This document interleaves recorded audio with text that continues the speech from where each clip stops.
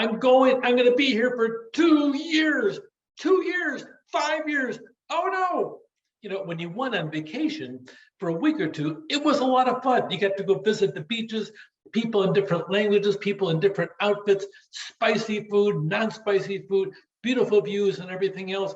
But now it's not vacation time, it's work time. And it's not a matter of you get to leave and hop on a plane in a week or 2 weeks. It's a matter of you're there. The fact that they speak a different language is no longer cute because you have to sit down and have communication happening between you and them. It's it's got to be absolutely terrifying because of the fact that you're there, and really the whole aspect, it can be exciting, but it can also be a thing called culture shock as you go through. A lot of times it's a high anxiety. You're moving from something that you're used to every single day to boom over here. You're drinking a nice cup of coffee every single morning and you move to the Middle East, then all of a sudden you got these teeny tiny little cups of coffee, except they're super coffee and it's got caffeine galore in it. And it's not a matter of this caffeine where you filter the water through like Americans do.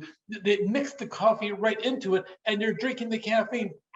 It keeps you wired nonstop as you go through. So you're having fun drinking it, except for the fact you drank 5 cups of it and you're awake at 3 o'clock in the morning because of all the caffeine in your system. Yes, those things happen. Yes, I understand the reverse culture shock when you go home and all of a sudden everything is normal again. You think, this is not very interesting or exciting. It was wild over there. I couldn't handle it. I'm coming home. I can't handle that either. So you're a really confused person by the time you're all done. Really, there's 3 dimensions of this whole thing, of this cross-cultural adjustment. You have the work context. You have a job, and the job could be either really frustrating or really exciting as you go through. Then you have to deal with the differences in housing. You're used to a house that's really on one floor, and all of a sudden you're on the 7th floor of a large apartment building. The food could have spices that you've never experienced in your life and never want to experience again as you go through. The education, it may be a high level of education where you're going to, but it could be that's a matter of the most they have is an 8th grade education and everything else is private school above that as you go through. The health could be very different. The safety as you go through, the transportation is all very different. And sometimes the nationals, sometimes you love them, sometimes you don't. It depends who you are and where you are in the process as you go through.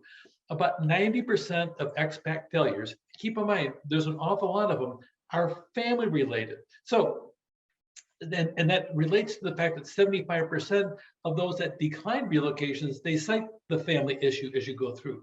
Cultural adaptation is particularly high for the spouse, and that leads changes to their personal identity. All of a sudden, they find that they're the only one not wearing a headscarf when they go to the marketplace as they go through. Or it's a matter of everybody's pointing them out, says, yeah, that's the one over there. She's from that country over there. Those things happen as you go through in the process. And you may damage your spouse's career pathway. They may be on a super fast freight train on the way up their own career pathway. And then you come home and say, I've got to transfer over to so-and-so. And all of a sudden, boom, their career's over with, or they have to sit down there and separate and stay where they're at and continue their career. And you live in different countries. Those things happen as you go through. Those 2 queer families, they're growing, and it complicates a lot of aspects. Sometimes the spouse doesn't even have the legal right to work in the other country because they're not working for the same company that you are. The trailing spouse may have to make major adjustments in lifestyle, the family balance of power, and their own self-image. You really marriage is normally something where 2 share something instead of one sitting there running everything in the process as you go through. But every relationship is really different as you go through. But being an expat can really try that whole relationship as you go through. And a lot of times when you go overseas, 26% of expats, they end up having dependent children while they're abroad. So that being said, you're in a different country and you have a child there, and then you go back home. So what country is that child really a member of? The country that you were in, or the country where you call home as you go through? So sometimes you have a lot of confusion, frustration, insecurity, a sense of powerlessness. A lot of times that transition, you really want to sit down and do some language training beforehand. A big core as you go through is the fact that when we're raised, we will think in the language that we're born in, and it's really hard sometimes to transition into another language. A friend of mine, she sat there, her name is Jeannie. Jeannie sat there and she says, David, I gotta tell you, we were friends for 7-8 years before she ever told me this. She says, your jokes and your puns, I don't get them. I came here from Japan when I was 14 years old, and a lot of times I'm translating stuff still after all these years, from Japanese to English, and when you make a pun, it really isn't even worth it for my brain power to do that. So if I don't laugh at your puns, don't feel offended. Well, I was offended. I have funny jokes, I think, sometimes. But anyway, that being said, that actually took place. But really, a lot of us, we think in the language that we're born in, and it takes ages before we go through and can actually think in another language on top of that, if we ever can. So that aspect of the language training, a lot of times you're listening to somebody and you're listening and processing, and it goes in your ear, and then you think, okay, that's what they said. And then you respond back in your own language in your head, and then you got to translate it out. So you have multiple more processes than you normally would. And sometimes it's very frustrating for the person on the other side, let alone you trying to get through the process as you go through.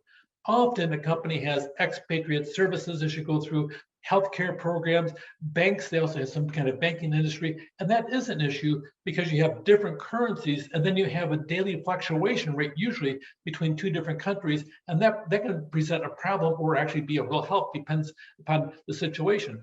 A lot of times companies will provide cultural language training as you go through, and then by the time you're all done, your 5 years are up, your 2 years are up, whatever the time frame was, and you go home, and it's a shock, and all of a sudden that skyrocketing career pathway you had at the home office now all of a sudden seems to be pushed aside, and 3 or 4 people now are on the pathway you were in. Oh yeah, you had that experience over here, and maybe you'll have a shot over here, but in the meantime you lost that pathway, you lost some connections. So regular business, the home country offices are good to help you stay in the loop. Cultural shock context, the work context, the extent of job clarity, reacting to differences on housing, food, education, all that is a big deal. FOI, there is no relief. You are there. You can't take a 20-minute break to go back home. No, you're there, and you have to sit down there and focus in on that and get happy where you're at, regardless, and try to overcome the culture shock, and maybe have some different tools mentally or physically to help you in that process. Take care.